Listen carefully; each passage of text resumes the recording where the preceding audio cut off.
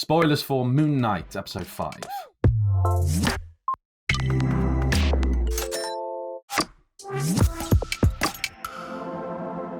Hello, you donuts! Today I'm joined by Brad and Caleb to look at Moon Knight, episode 5. Hey, guys. But before we get going, don't forget to pop over to the website, thescriptdepartment.net, check out what our global network of screenwriters are up to, and feel free to like, share, subscribe, all of that good stuff, because we've got loads of more of these going on. And go check out the ones we've done before, because they're great. There's some seriously excellent accent stuff going on in all of them, so go check it out. So yeah, guys, Moon Knight episode 5. Thanks for holding the fort last week. Sorry for being absent and whatnot. But yeah, Moon Knight episode 5. Loads of questions answered, more questions asked. Brutal like sandification of Stephen happened in there, and then there's Reeds as well. What do we think? Discuss. It was pretty. The sandification was like a big blow. Like that was. I haven't long watched it. I still feel quite sad from seeing that. But I thought it was a great episode. I mean, me and Caleb chatted last week. We were wondering how much of the asylum we might get, and it was the whole episode. So it was, that was a big win. It was like, yes, this is a cool environment. I wonder how long they're going to stay with it. It was the whole thing. So that was good. And they didn't hold back on the weirdness, which I liked. Yeah.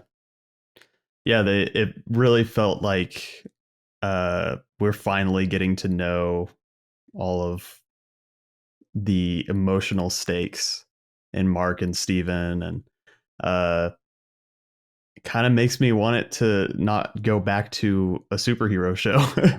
I just want more of this intimate stuff. So yeah, I know exactly what you mean. I feel like it really delivered on the emotional stakes, as you say, but like it delved into that in so way. I cried, man. I cried like 3 times in this episode. I think it's so beautiful. Like there's that, I think you do. I came out the other end of it, and I did have to remind myself this was a Marvel show, and even though there's a giant hippopotamus like thing going on there, like, which was weird. I don't know, not sure I'm entirely sold on that, but it was just so moving, and they did. It was so touching, and the kind of the self-healing elements of this, and the feeling of being able to. What would you say to your child self, if you could go back, if you'd experienced trauma like that, and you could go back and give them a hug? I find the idea of that so moving as a concept. And I think they just smashed it. It's my favorite episode to date. Yeah, by far. Yeah, 100% my favorite. It was awesome. I mean, there was so many Easter eggs in it. That were laid throughout the other episodes as well. Like, they'd obviously been smart with how they'd set it out, because a lot of the stuff in there felt innocuous. I mean, even over the last couple of episodes, like I think there's even a scene at the beginning where his boss is like, I'll lock you in a sarcophagus if you don't stop yapping. But and in this weird reality, he's in there, and like there's all these environments that were already in the first few scenes. I think one of the rooms he climbs into in the first or second episode is like a big one with windows at the back. That's Harrow's office. It's like, it's all there and it's all laid out, and I think it's trying to subversively suggest that he is crazy and this is in his mind. But with all the setup of Khonshu being locked in the stone statue and all that kind of stuff, we know that something's going to come from this. That wasn't part of his experience. That was an extra bit of the story that we saw. So it's very unlikely that it's totally going to be he's crazy and he's locked in this asylum. But it's just been so smart how they've done it. Yeah, for sure. It's almost a shame, I think, that we'll get back to the Marvel stuff. It kind of reminded me of A Beautiful Mind, the Russell Crowe's character sort of doing the spy stuff and running around and doing all that, and then slowly getting to that realization that actually that isn't his reality, and that's not actually what's going on. I can kind of see some influence a little bit there. It's funny, you guys were talking about the Mummy influence last time around. which is so prevalent, certainly in that episode before, not so much in this one, but but there's a lot owed to those kind of great psychological films, I think, and A Beautiful Mind struck me as one of them today. Yeah, definitely. Yeah, very much. I mean, there were loads of references to various sort of like psychological dramas, particularly asylum-based ones, but everything in there was like, oh yeah, that could be that, and oh yeah, that could be One Flew Over the Cuckoo's Nest. Oh look, it's 12 Monkeys, and all Shutter that was Island, in there. It was, oh yeah, exactly. It was great. I mean, I remember there was a scene in second or third episode where Harrow takes him into his like neighborhood, right? And that's laid out a little bit like an asylum. Like there's the guys watching the movie above their heads, and they're like laughing a bit inanely, and they queue up with their tray along the line, which is how they serve in certain asylums to show the food's not poisoned and stuff like this. And it was all like, oh look, it's laid out like a thing. Oh my god! And then they were in an asylum. It's like, oh wow, okay. They've put a lot of work into like getting here. But I loved it. I thought it was really smart. It's that Marvel I can't wait to planning. See. Yeah. Go on, man. Yeah. Yeah. True. Yeah, it's that Marvel level kind of planning of stuff, but just not about how the Avengers are going to meet this time. It's just this time. It's we're gonna put that much detail into it, but we're not going to talk about the event. We're not going to talk about Endgame. We're not going to talk about the blip. We're just going to reference ourselves as if we're the own thing. And before, it'd be interesting to see what you guys think about that, because before I almost found, knowing that this was set within the MCU and not having those references, I found almost distracting in earlier episodes. And I think in a couple of those, episode 3, I think I kind of struggled with that a little bit. But I don't care anymore. I just don't care anymore. The show it's gone beyond what I thought. I just don't care about it anymore. I don't care if it ever finds its way into that Marvel thing. I don't care if Moon Knight ever pops up in an Avengers film. I don't care. I just want to see Mark and Steven together. I want Steven back, apart from anything else. I want his stupid little voice back. Oh God, Steven. How good is Oscar Isaac though in this episode? So good. Unreal. Like even when they're on the screen at the same time, how their expressions are just so different. They're both screaming in a very different way, and it's like, oh my god, like he's nailed that. He's so good. Yeah, the green screen not so much, but there's for sure moments there. But it is quite beautiful, their relationship, and the way he plays that. I think it's from the last episode where they run into each other in the asylum and they hug. Watching that, because I only caught up on that last episode, I think yesterday, day before, maybe, so it's really fresh. And I got all teary about it. For some reason, Moon Knight makes me cry. There's something about it. But they when they saw each other and they hugged, and I was like, oh my god, they're hugging each other. They've been at war with each other this whole time. But no, now they're hugging and they're putting their. It's lovely, and you're right. Oscar Isaacs just smashes it in a way that I've not seen. It's like it's legend levels, isn't it? Like Tom Hardy doing his double performance in that, which was so great. It's that same caliber, I'd say. Yeah, I think there's he's gone to extreme lengths to make these characters their own things, and you believe, like when I'm sitting there listening to Steven, I believe he's Steven. I believe he's like feels like a different guy playing him. So it's it's a big win for an actor when you feel that it's a different human being. And to learn more about the where Steven came from and how he manifested him, like it makes that even more important. I think it gives it more weight. Yeah, I think that the writers wrote themselves out of a big hole that they dug purposefully. I was a little worried about how they were going to handle this, and actually if they were going to address, is Steven real? Which one's the real one? What, because it's a hard topic to speak on or to write on with like and decide and not just play the middle, or they actually in this go full into we understand why Steven comes about, where he comes from, and which one's actually real. And so I really like that they address that, and I say write themselves out of a hole because, like, from the character standpoint of leaving Steven behind, it makes sense. Even though you have the external world fighting against the two of them, it's almost like acknowledging that Mark is ready to move on alone now. We'll see if that happens or if Steven comes back, because totally could. But that's at least what I took away from it and thought it was really strong. So I totally agree with you. It's such a great decision, because it was in the moment. It does feel as though Steven's arc is somewhat concluded with that episode and finding out that he was. I don't think entirely. I feel like there's more to. I feel like there is more for him to do. I do feel like there's more for him to do, but I think you could conceivably leave him in the sand, like that, and it would be okay. But it is an interesting decision because it does feel like his arc is concluded, and to bring those two back together again. I wonder.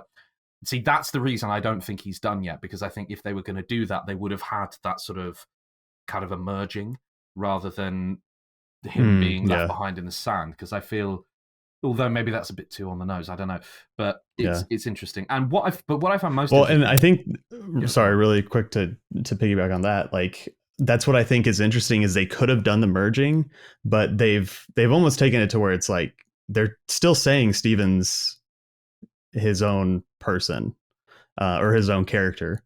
That's what I took away. I don't know if maybe I misunderstood, but that's that's what I felt. So. Yeah, I don't think you misunderstood at all. I think they are distinct, and I think Oscar Isaac has put so much into making them distinct. Steven is there to be protected and to be that kind of innocent side of that character. I guess they're two sides of the same coin, or maybe two sides of a triangle, perhaps, if there is a third yet to be. There's definitely a third. There's definitely a third. He's in that red sarcophagus, isn't it? You love that. He's there. There's another one in there waiting to come out. I mean, 3 Oscar Isaacs. I'm into it. It's a great thing. I'm into it. It'd be cool. I think what an interesting arc, though, from a looking kind of at the series as a whole, to open with Steven. If Steven, in fact, was not the, I don't know if real is the right word, because he is just as real. He's just as real as Mark is. I don't know if that's the right way of putting it, but like the original, let's say, and the original kind of the inhabitant of the body. How interesting to open up on him and make him the central protagonist, and then sort of and then shift through to Mark in that way. I feel like that's a decision they made because of that emotional climax of Steven then disappearing potentially. I just think it's a really fascinating decision. What do you think of that? Yeah, I think there's having it open on him. There's going to be this weird thing when it finishes. I'm going to go back and rewatch it because it's going to be a different show, right? Oh, for sure. So opening on Steven is like for the whole first episode, it's the longest cold open in TV history.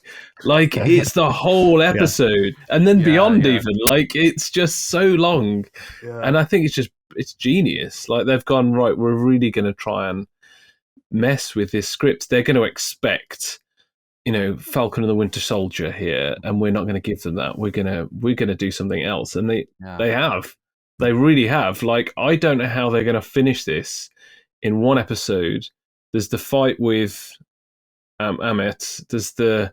They've got to be reincarnated with all their bodies. They've got a free Khonshu, and they've got to decide whether they want to leave the paradise. What is it? The Field of Reeds or whatever. It's like there's so much going. How are they going to do that? I don't even know what the length of it is. It's got to be a longer episode. I don't think they'll be able to fit all that in. I don't know. I'd hope so.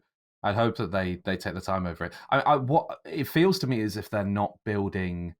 this whole time we've sort of compared this to Daredevil, the kind of Netflixy sort of vibe, because it feels as though it's off on its own a little bit. And I wonder if maybe that's what they're doing. I wonder if maybe Moon Knight is going to be its own thing. It'll be its own little mini franchise, and they'll, maybe he'll pop up in other stuff, because I mean, let's face it, Disney.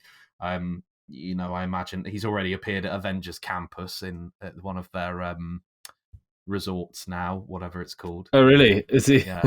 Yeah. He pops up. It's quite cool, actually. He pops up at night, and he's nice. there at night. It's really cool. Nice. And then I think I can't remember what I was reading now, but he turned up as Mr. Knight on one occasion, and everyone was like, "Oh my god!"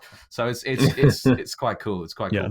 But I wonder if they'll factor him in a major way, or if he will stay a TV. Yeah.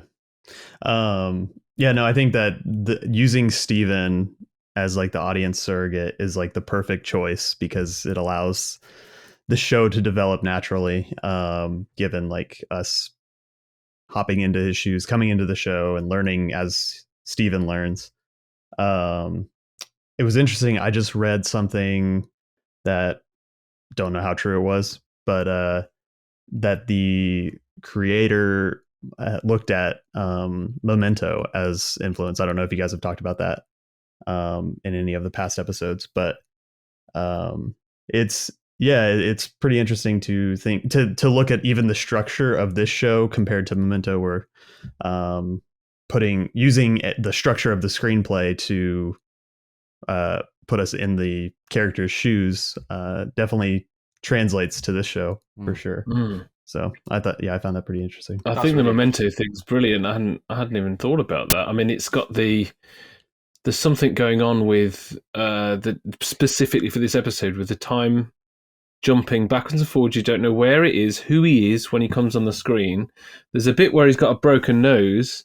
And he's calling him Mark, but I don't even know if it is Mark. That could be number 3 for me. That could be the dude that we're waiting for to come out. I won't mention it again. But the you're waiting for. You're waiting for. Sorry, the one that I'm waiting for.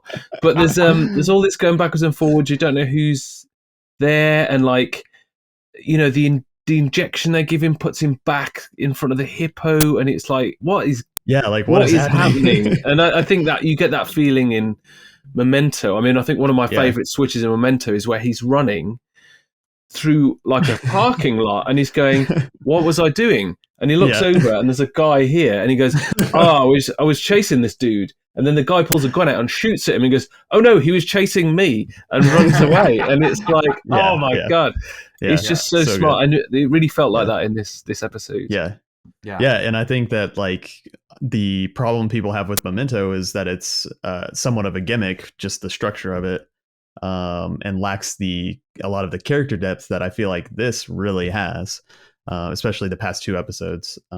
So I like that comparison of the two, or just that. So it's nice. I think they found a really interesting way of redoing that.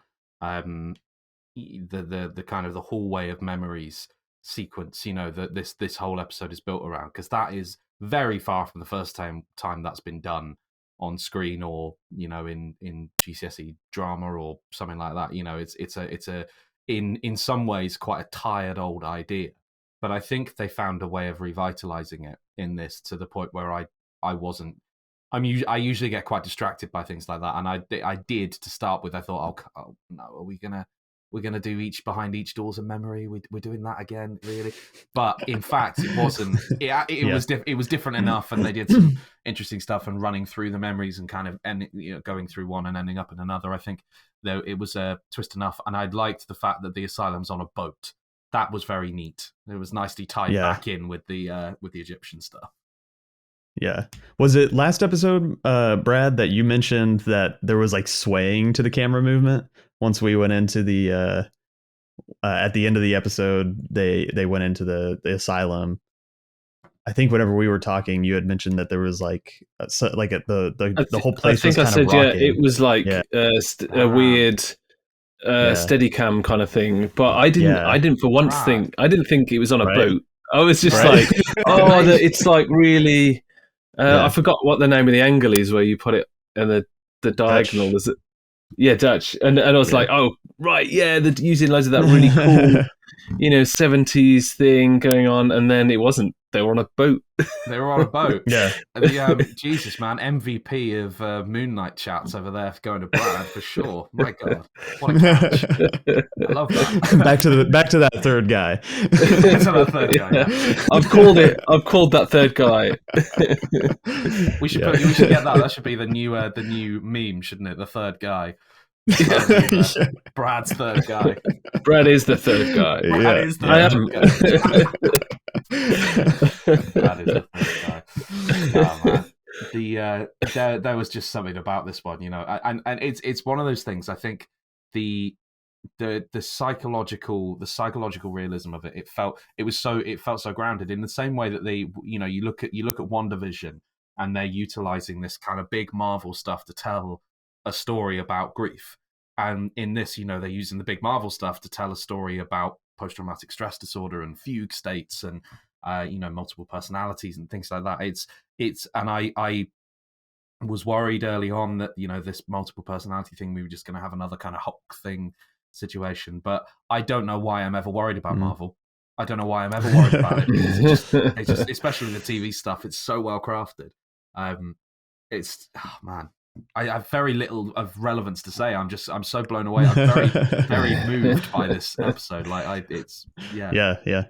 So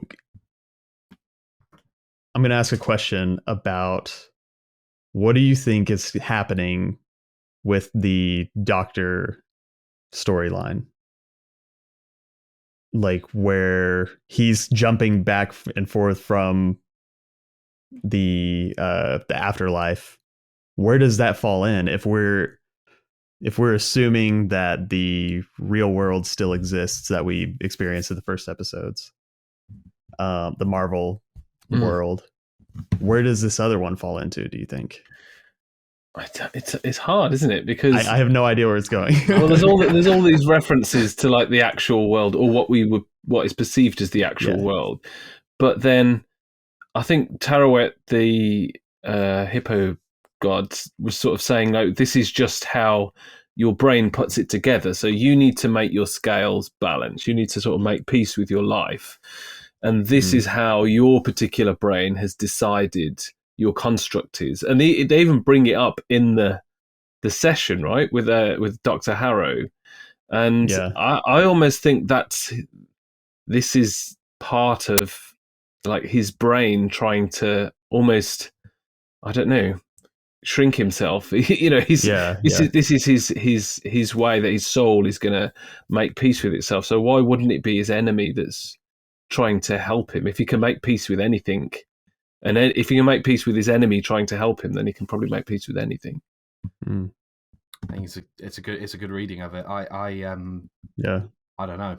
To be honest, I'm stumped by it, and I'm just kind of I wonder if it's, you know what? No, there's no point in me even trying. I'd just be making something up. Exactly. I don't know. I have no idea. Yeah.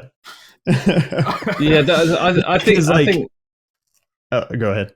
I was just going to say, I think all the emotional stuff in it was tremendous. I thought there's some weird stuff that went on. I thought the very opening scene of his mum, which turns out to be his mum shouting at him, and the water rising in the cave, I think that was too far apart from the event of it happening. It was like 30 or 40 minutes, and I'd forgotten about that at the start, if you know what I mean. It wasn't like Breaking Bad or Better Call Saul, where it's like the pink teddy floating in the swimming pool with its eye out, and then eventually you'll get to the thing where you're like, oh yeah, I remember that pink teddy because it was so there. It was such a big strong thing for me to remember. But I don't know, I think that thread got lost for me. But the actual story about what had happened with the mum rejecting him, I thought that was amazing. Like how Mark tried to hide it from effectively himself or Stephen. I just thought that was like so clever that he was fighting that. It's a very complicated psychological idea, isn't it? The idea that he creates another persona to hide it from, so he doesn't need to think about it. So he can, and I think it says a lot about the character of Mark that he creates somebody he can protect, and by doing that, he's protecting himself, but he is it says a lot about him as a person. You know, we are told, and he tells us that he's a bad guy and that he's killed people, and he's, you know, he's this, he's that. I'm hiding from the things I've done, and all this, that, and the other. That kind of usual superhero-y stuff.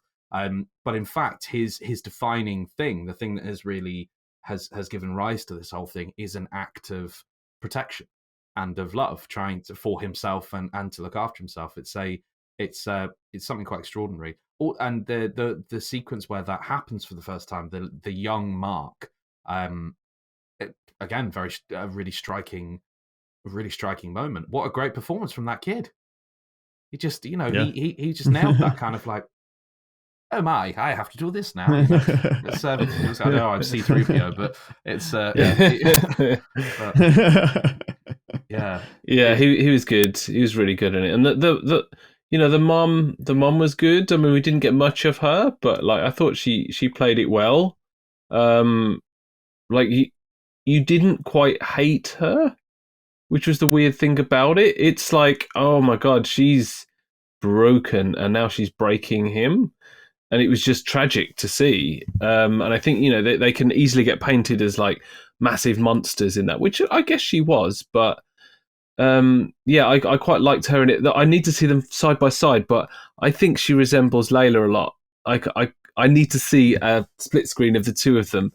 But there's definitely a mummy resemblance going on with his wife, I think. Yeah, there's definitely something there. For sure, yeah.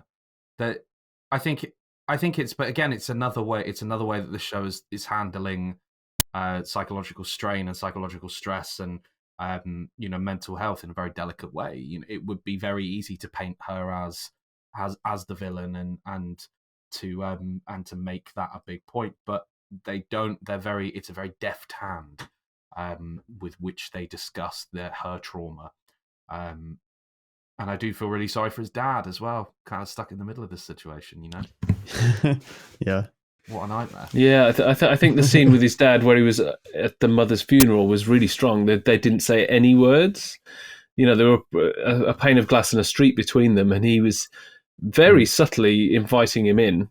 And he was getting loaded on the pavement with his scotch. And he was like, no, I'm not doing that. And that, you know, that was the moment we saw that Stephen took control. He became the dominant personality. I think, did he say it was 2 months? I think he said it was 2 months. So we then learned, oh my God, he woke up in, was it New York? I'm guessing it was New York or something like that. Because he said, for me, it's definitely in America because they're all American, right? Mm-hmm. And then he's like wandering around going, I think I'm in Mayfair. Yeah. And it's like, it's not Mayfair. Nice accent. I wonder how he got home. Like, obviously on a plane, he didn't swim, but he got on a plane or something. But it's like, what? How would that happen? Swim. Like, yeah, no, totally. But you know, there are some logistics that I want some answers to here. You know, in terms of Mark has lived this whole life. He's been in the military. He's been in he's been a mercenary. He's had a wife. He's had an entire life. And yet Stephen, it appears, also has had an entire life, and they seem to be coexisting quite happily in that way. With Mark presumably knew about Stephen, but Stephen never knew about Mark. How? What's the deal? You know, I guess I kind of want to know how they were able to exist in that double life. But then I guess because Stephen thinks he's talking to his mum when he's leaving messages, I suppose. So I guess maybe there's a bit of self-imposed suspension of disbelief, perhaps, mixed up in that. Yeah, I think possibly it didn't seem like he experienced the mirror world. Stephen didn't experience the mirror world until he'd been the dominant one. It just seemed like he got, I think Mark said, you know, you'll get used to it. Eventually it just feels that you've got to use all of your energy to not just be completely in the background. Yeah. And maybe that's what he was for that whole time until he manifested him. Yeah. Maybe.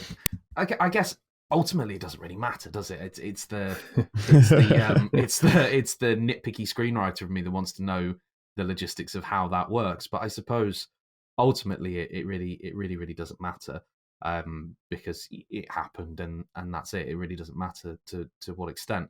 But where do we go next? So we've left Mark. Stephen's sandified. We've left Mark in the reeds. The hippo presumably has buggered off with the ship, and we were on the verge of crossing through. I think it was Osiris's bridge or gates or something like that, and he was going to go back to this other world. That was nice as well. The purple souls, the unbalanced souls being taken before, and her comment that that's evil. That was quite a nice reference, I thought. But what now? Does he presumably makes it back? But what to do? How? What? How? Yeah, exactly. Yeah, so I Yeah, mean, yeah. she sort of laid it out what needs to happen, but I don't know how it's going to happen. So she was like, "You can't go. I can send you back to your body easy, but it's dead. So It's been shot. Yeah, you'll be dead, and you won't be able to do anything." And they were like, "Oh well, if we get Layla to free Khonshu, then he can wrap us up when we wake up and heal us." And it's like, all right, plan. How are you going to do that? Could he's gonna go Osiris- back to- yeah. Is Osiris got like an iPhone or something? He's like, "Hey, Layla." Hello, is that the Egyptian god? Yes.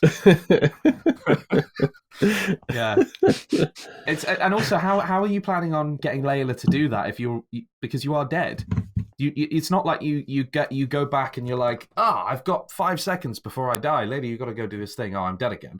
It's not that. Presumably, is not the case. I don't know.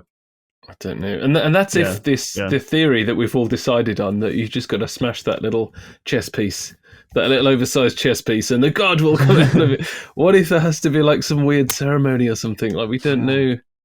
Like gods had to put him in there, right? Like maybe gods have to get him out. Maybe she has to go to the god's office meeting again and put a case forward. Go back to the boardroom. The boardroom. Make your pitch to Alan Sugar God. Yeah. Yeah. I don't know. I think it's we're in an interesting time for gods in the MCU at the moment to look at the broader ramifications of this. Because obviously with Asgard and the kind of Norse gods and things like that knocking around, and Eternals is probably less said about that the better. But but this is certainly really interesting because I like the hippo, and I can't remember the name of the character, but hippo god Terawet, I think. Yeah, Terawet. Okay, Terawet. When she Terawet, yeah, Tower weight. Terrible. Yeah, let's just go for that. Terrible hat. Is that what you say? When Terawet said, yeah, that was it. You nailed it. First time. When she says, when she says to him, he says to her, "Oh, is this the afterlife?" And she's like, "One of them." My little MCU continuity ears pricked up, and I went, "Oh, that's so interesting." And they're talking about different planes, and they're talking about other things going on, and I love the idea that they're building towards this thing where there are multiple dimensions and multiple gods, and it's all true, it's all real, and there's a grain of truth in the whole thing. And I think I'm really into that. What do you think about the way that's kind of going? Yeah, I mean, go on, Caleb. After you, mate. No, I just think it's really interesting. Because I think with how big they're getting with the universe, it becomes very tricky.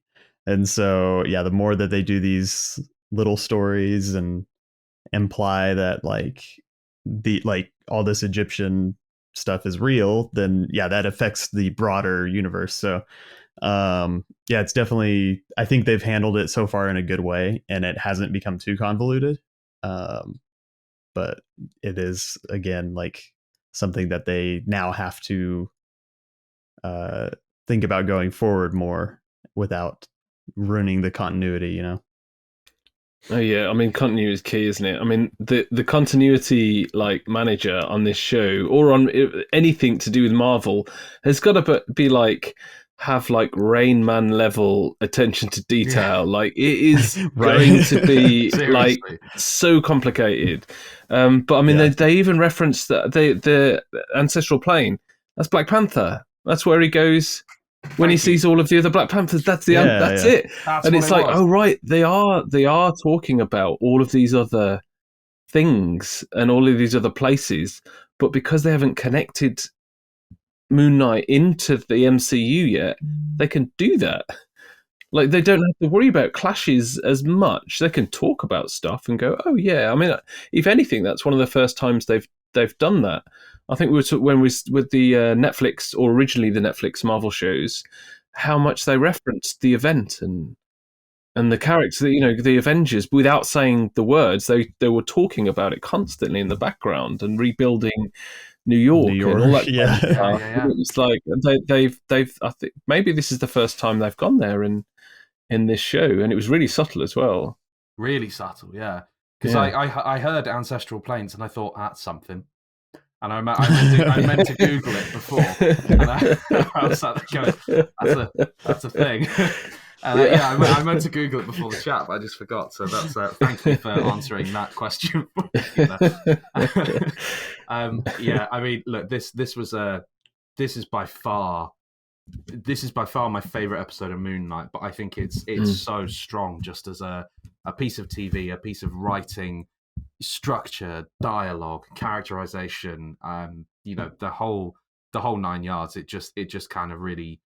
It really worked. It really worked for me, and like I said, I cried a lot. So if something's making me cry, then I'm like, yeah, I'm into it. This has got to be good.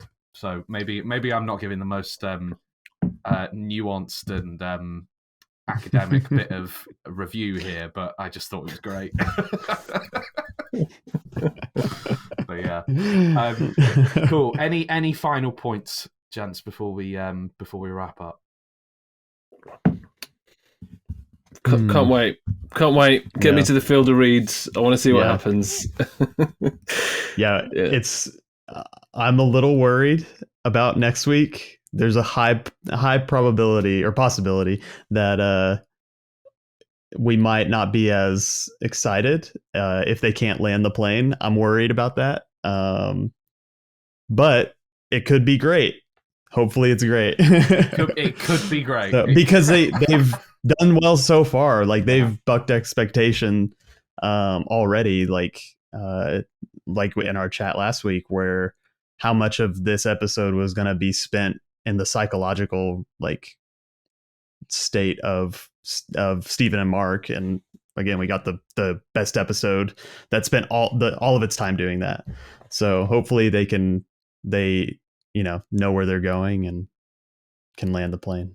Dude, I so hope you're right. We got a bit burnt on Book of Boba Fett. I felt like they had a really good mid episode and penultimate episode. It was amazing. Yep. And then they didn't quite stick that landing. Yeah. The Razor Crest did not land safely at all in that particular one. Oh man, yeah.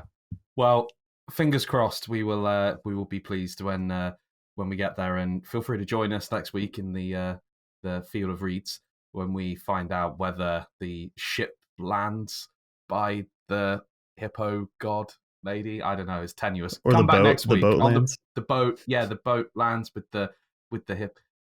Yeah, come back. It's going to be great. And yeah, feel free to go back, check out our other stuff before you do. And we will see you next week for more Moon Knight chat. Catch you later.